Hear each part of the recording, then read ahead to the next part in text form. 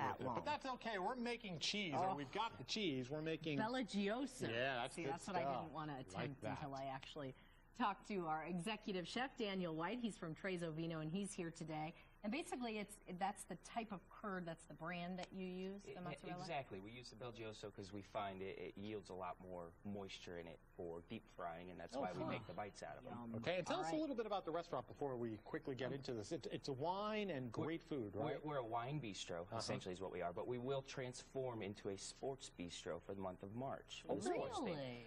So starting March 8th through April 4th, we will offer a kind of a unique bar menu. So it's your bar menu done with fresh ingredients and a little bit of twist on each item. All right. So great. for the basketball stuff, baseball coming up, yeah, there you go. You got a place to go. Okay.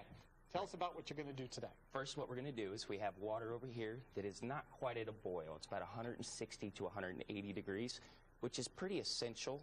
If we go over 180 degrees, what we're going to do is we're going to lose too much milk fat out of the mozzarella itself. Okay. So we've salted it. You want to salt approximately a half cup to a gallon. Okay. So we'll break our mozzarella curd up. A little bit smaller than a marble size is good. And what this will do is this is going to allow us to work this mozzarella and get that creamy texture that we're looking for in the final product. Okay.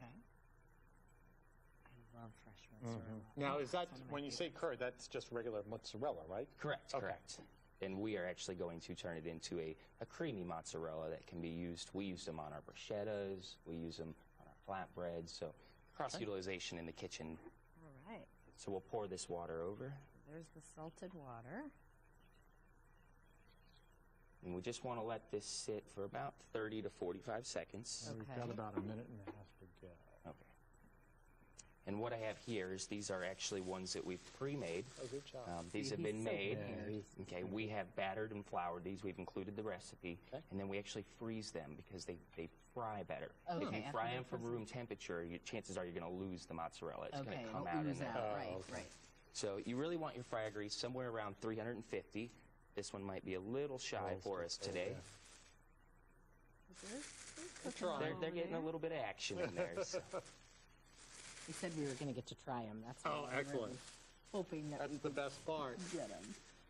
And how long would you fry them for? Will you be able to tell when they're done? You really want them golden brown. And again, the key is to make sure that they're par frozen, and then so they don't leak out. And I would say it takes about 5 minutes, roughly. Oh, okay.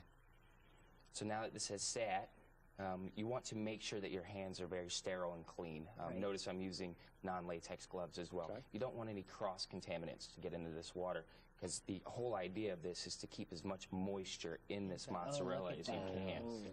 Okay, so we're actually at a great temperature now. So what we'll do is we'll pick it up. At the restaurant, we actually use a larger curd, so we'll use a wooden spoon to pull this curd. Being how small this is, I can just gently, and the key is not to press too hard. Again, try to keep as much of the moisture in here. And I'm just kind of rolling this, as you can see. And what we're looking for is a final product that's going to look nice and shiny and has no holes in it to keep the moisture in.